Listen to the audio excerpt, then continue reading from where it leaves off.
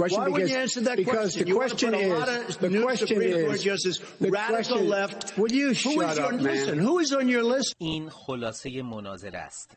ҷидолҳои لفظی پرتنش خارج از دایره ادب، طوری که حدود 69% امریکایی‌ها در پایان این مناظره را آزاردهنده توصیف کردند. این دو نامزد بسیار کم و به ندرت به چهره هم نگاه می‌کردند. بایدن و ترامپ بارها در این 90 دقیقه یکدیگر را دروغگو خواندند. بایدن بیشتر البته. Stay out of the way. Look here. Oh really? Oh really? Here's the thing. I sent in the U.S. Marshals to get the ترامپ تلاش کرد با پریدن میان صحبت‌های بایدن تمرکز او را به هم بزند که چنین واکنشی به همراه داشت. کریس والاس، مجری کهنه‌کار مناظره، مجبور شد چندین بار از ترامپ بخواهد اجازه بدهد او به اجرایش بپردازد. Why don't you observe what your campaign agreed to as a ground rule, okay, sir? یا به کنایه گفت حتی میتواند جای مجری بنشیند. I'm asking you, sir. I would love to end it. You know, if you want to switch seats. ترامپ هم مجری را از حمله بی‌نصیب نگذاشت و گفت تعجب نمی کند که یک پای مناظره همین مجری باشد. هر دو نامزد به یکدیگر اتهام‌های اقتصادی زدند. بایدن گفت ترامپ فرار مالیاتی داشته. ترامپ هم دست به افشاگری زد که پسر بایدن از همسر شهردار مسکو، از چینی‌ها و از اوکراینی‌ها میلیون‌ها دلار پول گرفته.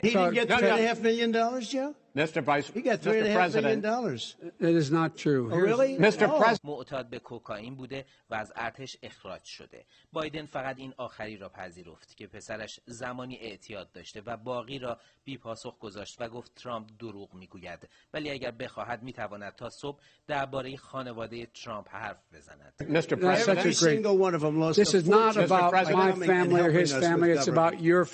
بایدن البته بابت تلفات بالای کرونا به شدت به ترامپ تاخت و او را به باد انتقاد گرفت. 200,000 dead. As you said, over 7 million infected in the United States. ترامپ گفت اگر قدرت دست دموکرات‌ها بود 2 میلیون کشته می‌دادیم، طوری که برای یک آنفولانزای مرغی هزاران نفر در زمان بایدن جان دادند. Okay. You have to understand, if you look, I mean, I have a mask right here. I put a mask on, you know, when I think I need it. بایدن نسخه‌های پزشکی ترامپ را درباره کرونا یادآوری کرد و گفت تو گفتی می‌شود وایتیپس تزریق کرد یا وقتی هوا گرم شد کرونا خود به خود ناپدید می‌شود. ترامپ این حرفا را شوخی‌هایش خواند و گفت واکسن از راه خواهد رسید به زودی. بایدن گفت من با واکسن موافقم، ولی به این حرف تو هم اعتماد ندارم. زمان رسیدن واکسن هم به این زودی نیست و زمان بندی که اعلام کردی دروغ است. بایدن به رئیس جمهور مستقر در کاخ سفید تاخت که نرخ بیکاری را بالا برده و او را دلقک و نوچه روسیه خواند. دلقکی نجات پرست که در ماجرای فلوید به سمت معترضین اشکاور زده و کارش تفرقه افکنی است و جان هزاران امریکایی افریقایی تبار را در قصه کرونا با مدیریت اشتباهش گرفته. ترامپ اما گفت اعتراضات مسالمت‌آمیز نبود و همه جا را سوزاندند و در 47 ماهی که به کاخ سفید رفته به اندازه 47 سالی که بایدن در قدرت بوده کار کرده است، گرچه کرونا برنامه‌های اقتصادیش را به هم زده. 47 years you've done nothing. They understood. بایدن اعلام کرد چین امریکا را دچار عجز اقتصادی کرده و because he doesn't have a plan. کریس والاس از ترامپ درباره دلیل افزایش میزان قتل در امریکا پرسید و اینکه واکنش دو نامزد به اعلام نتیجه انتخابات چه خواهد بود.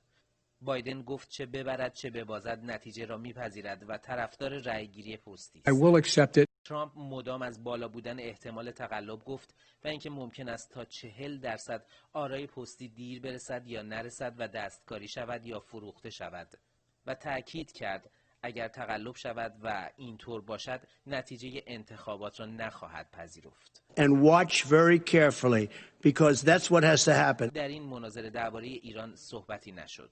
این پایان نخستین مناظره بین بایدن و ترامپ بود. 2 مناظره دیگه هم باز بایدن و ترامپ در پیش خواهند داشت. واکنش‌های زیادی داشته تا همین الان هم.